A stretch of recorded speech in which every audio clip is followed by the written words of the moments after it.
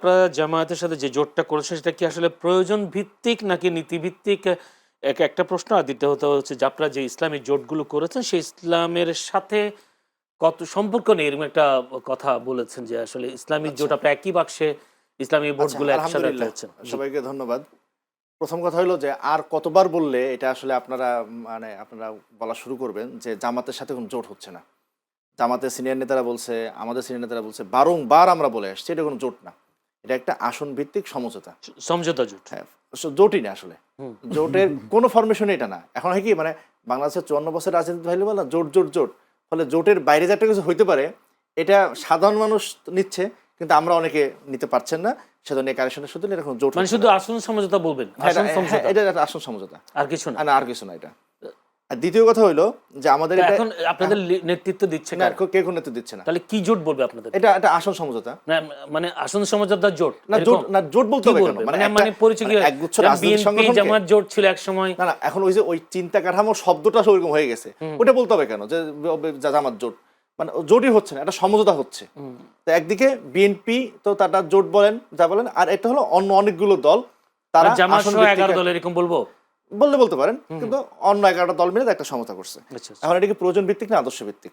আমি ভাইয়ের সাথে খুব শক্ত দ্বিমত করি। ভাই বললেন কি চাঁদাবাজি দূর করা যাবে না, সিস্টেম হয়ে আছে, মার্কার প্রতি আগ্রহ, হ্যাঁ এগুলো সব হইলো ভাই পুরাতন যে প্যারাডাইমটা ছিল বাংলাদেশের রাজনীতির ওই প্যারাডাইমের আলাপ।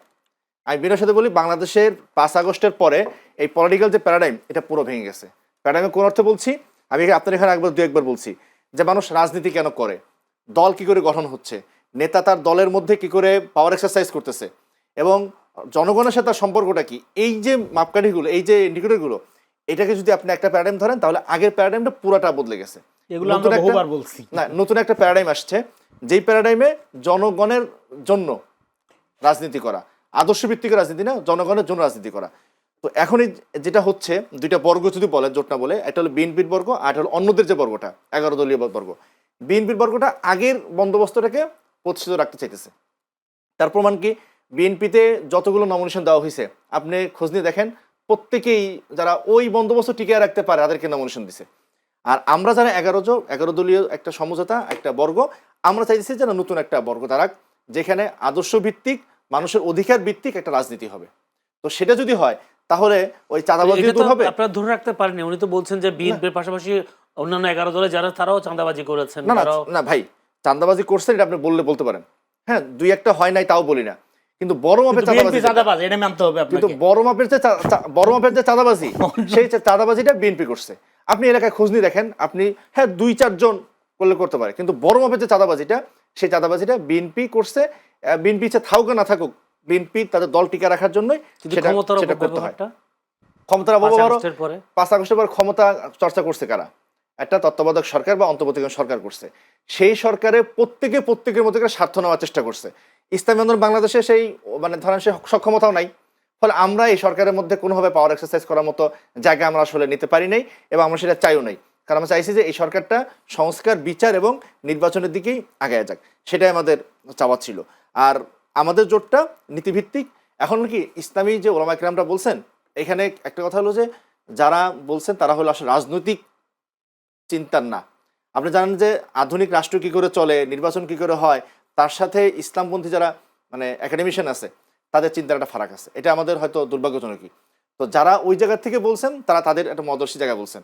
এবং আপনি জানেন যে ইসলামে কিন্তু কোনো পুরোহিতন্ত্র নাই, মানে একজনের একটা কথা বললেই তা না, তারও ইস্তেহাদ আছে, আমারও ইস্তেহাদ আছে। হযরত এবং আবু হানিফা রাহমাতুল্লাহ আলাইহির একটা ইয়া ছিলেন যে কোনো একটা বিষয় যদি কোরআন আয়াত থাকে ঠিক আছে, হাদিস থাকলে ঠিক আছে, সাহাবা কেরামের কল থাকলে ঠিক আছে, এরপরে যদি হয় হুম রিজাল নাহনু রিজাল, তারও ইস্তেহাদ করার অধিকার আছে, আমারও ইস্তেহাদ করার অধিকার আছে। ফলে যারা বলেছেন তার মধ্যে অনেকেই এটা স্বাক্ষর করেন, এটা আমরা জানি, হয়তো সে সামনে আসবে দেখবেন। আর যারা বলেও থাকেন এটা তাদের মতামত। আমরা মনে করি এটা ইসলামের স্বার্থের একটা জোট, ইসলামের পক্ষের একটা জোট। এটুকু আমার একটা প্রশ্ন, সেটা হচ্ছে আমারও জানার ইচ্ছা যে উনি একটা বলছেন যে বাইনারি পদ্ধতি চলে আসলে বাংলাদেশে, যে বিএনপি আওয়ামী লীগ। এখন বিএনপির পক্ষে একটা মার্কা এস্টাবলিশড হয়ে গেছে ধানের শীষ, কিন্তু আপনাদের যে বর্গ সেই বর্গে তো প্রতীকগুলো আলাদা আলাদা, জনগণের কাছে পৌঁছাতে পারবে না। বর্গের মধ্যে দুইটা মার্কা খুব বিখ্যাত মার্কা, একটা হলো হাত পাখা। গত আমলগুলোতে আমরা স্থানীয় সরকার নির্বাচন করছি, আর আমার টপ করে মানে অনেকে বলে ফেলে ফ্যাসিস্ট ওদের নির্বাচন করছে, এটা বিএনপিও করছে, সবাই করছে। আমরা স্থানীয় পর্যায়ে নির্বাচন করে করে হাত পাখা, এটা বাংলাদেশের মানুষ জানে। হ্যাঁ, দ্বিতীয়ত হলো দাঁড়িপাল্লা, এটা ঐতিহাসিক মার্কা, এটা মানুষ জানে। তার চেয়ে বড় কথা হলো আমাদের যারা প্রার্থী, সেই প্রার্থীদেরকে মানুষ চেনে। কারণ আমাদের দুই শায়েখ, দুই পীর সাহেব, তারা প্রতিদিন 2টা করে মাহফিল করেন, 4টা করে মাহফিল করেন। প্রতি জায়গায় তারা কমপক্ষে 20 থেকে 15,000 লোকে তারা সরাসরি অ্যাড্রেস করেন। আমাদের যারা মাঠে দাঁড়াইছে, ইলেকশন করছে, ওই এলাকার সবচেয়ে জনপ্রিয়, ওই এলাকার সবচেয়ে ভালো মানুষটা, সবচেয়ে সৎ মানুষটা, সবচেয়ে সমাজসেবী মানুষ দাঁড়াইছে। ফলে আমাদের জন্য মার্কাটাই মুখ্য হয়ে উঠবে না, এটা বিএনপি সহ আগের প্যারাডাইমের জন্য মুখ্য হয়ে ওঠে। আমেরিকা থেকে আইনা, ব্রিটেন থেকে আইনা, লন্ডন থেকে আইনা টপ করে বসায় দেয়, টাকা খায় বসায় দেয়। আর আমাদের এখানে প্রার্থী সিলেকশনের পদ্ধতি যদি আপনি জানেন ভাই, দেখবেন যে এখানে একেবারে গণমানুষ হয় না। আমাদের কোনো প্রার্থী কিন্তু আমরা যেমন ইসলামের মানুষ করছি, 1 টাকা এমন মানুষের সমস্যা নেই। বরং হয়েছে কি, একেবারে ইউনিয়ন পর্যায় থেকে আমরা ভোট নিছি, যেখানে কাকে দেয় 4টা ভাষার নাম আসছে। এগুলো শুধু কথার কথা না, বাস্তবে তাই হয়েছে। সেই নামগুলোকে নিয়ে আমরা এলাকার মসজিদ মানসার ইমাম সাহেব, হাই স্কুলের টিচার, মন্দিরের পুরোহিত, তার সাথে কথা বলছি যে 5 জনের যে নাম আসছে, 5 জনের মধ্যে কে কারো সম্বন্ধে এমন আসছে, লোকটা ভালো কিন্তু কর্কশ, হয় না এরকম, তাকে আমরা ফোন বাদ দিয়ে দিচ্ছি। লোকটা ভালো কর্কশ, আবার ভালো লোক, মিষ্টি ভাষা, কিন্তু তার সক্ষমতা কম। কোনটা প্রাধান্য দিচ্ছেন, ফলে প্রার্থী নাকি মার্কা? আমাদের জন্য দুইটাই গুরুত্বপূর্ণ। শুধু মার্কাটাই আমাদের মুখ্য হয়ে উঠবে না, শুধু ব্যক্তি মুখ্য হয়ে উঠবে না, বরং দুইটা সমান্তরালে মানুষ। আর তার চেয়ে বড় কথা, 5 আগস্টের পরে মানুষের পরিবর্তন চায়, সেই পরিবর্তনটা কারা ধারণ করতেছে? বিএনপি, জামাত বলেন, এনসিপি বলেন, ইসলামী আন্দোলন বলেন, আমরা সেই পরিবর্তনটাকে ধারণ করতেছি। ধারণ করতে বলে দাবি করলে তো হবে না। এই যে সংস্কারটা হইলো, সংস্কারের যতগুলো মৌলিক পরিবর্তন সবগুলোতে বিএনপি নোট অফ ডিসেন্ট দিয়ে রাখছে।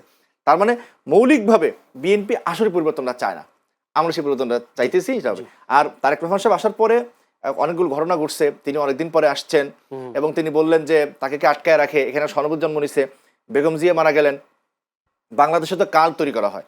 এখন এই কথা তো বলতেই হবে, বেগম জিয়া 2টা দিক, একটা হলো তার রাজনৈতিক নেত্রী, আর একটা সরকার পরিচালক হিসেবে তিনি। এখন আজকে হয়তো সময়টা করতেই হবে আলোচনা, তিক্ত হইলেও সত্য, যে 1991 থেকে 96 এটা যদি বিবেচনা করেন, 96 ইলেকশন যদি বিবেচনা করেন, 1 থেকে 6 যদি বিবেচনা করেন, তাইলে এত মহান হওয়ার কিছু নাই। হ্যাঁ, বাকি ঠিক আছে। তিনি যখন 8 থেকে 25 তিনি মহান, তিনি এরশাদের আমলে মহান, কিন্তু তার জানা যায় তো মানুষ হয়েছে কেন? বাংলাদেশের মানুষ অল্পতেই মানুষকে ভালো মনে করে, সেটা আমরাও গেছি, আমাদের নাইবামির গেছেন, আমি যেতে অনেকেই গেছেন, সেটা ঠিক আছে। কিন্তু তাই বলে ইতিহাসে এত বড় জানা যায় তো আলহামদুলিল্লাহ, হোক, মানুষ ভালো মানুষ করেন বলি। কিন্তু একই সাথে তাকে শেখ মুজিব যেমন দেবতা হয়ে উঠছিল, তাকে এরকম আরেকজন দেবী বানানোর সুযোগ নেই। বরং মনে রাখতে হবে, তিনি মানুষ ছিলেন, তার যে সরকার পরিচালনা সেটা অনেক অর্থেই ব্যর্থ ছিল, এবং আজকের বাংলাদেশের যে দুরবস্থা, তার জন্য তার নেতৃত্বের সরকারও দায়ী ছিল, এটা মাথায় রাখা লাগবে।